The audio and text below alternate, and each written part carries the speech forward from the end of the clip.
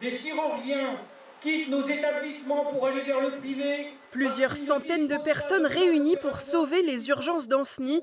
Faute de personnel, le service est de nouveau fermé la nuit entre 17h et 8h30, et ce pour une durée indéterminée. Et moi j'en ai subi les conséquences, j'en ai encore subi les conséquences ce week-end. J'ai dû faire 40 km parce que j'étais pas bien à 3h du matin, ça a pris une ampleur pas possible, on ne peut pas continuer comme ça.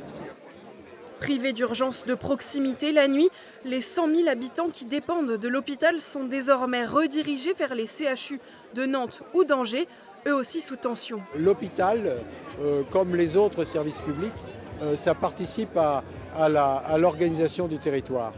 Et c'est ça qui est en cause, c'est qu'en fait on rassemble tout dans les grandes métropoles, qui elles-mêmes d'ailleurs sont très mal servies. Aller à Nantes ou à Angers pour engorger le système de santé qui est déjà à bout de souffle, c'est pas possible. Donc oui, c'est très important de maintenir les urgences et l'hôpital, parce que la suite ce sera quoi? Fermer l'hôpital, la maternité?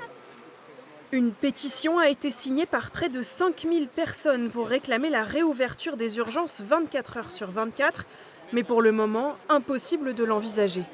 Ça dépend vraiment des recrutements. Dans l'idéal, il faudrait que l'on trouve 3 médecins urgentistes. Donc, on peut très bien se dire que ce n'est pas forcément dans un délai très, très court. On souhaite aussi s'ouvrir à des nouveaux métiers, et notamment les infirmières en pratique avancée, les IPA, qui auraient tout à fait leur rôle aux urgences. En attendant une évolution, les médecins généralistes sont sur le pont. Une maison médicale de garde est ouverte chaque jour de 20h à minuit.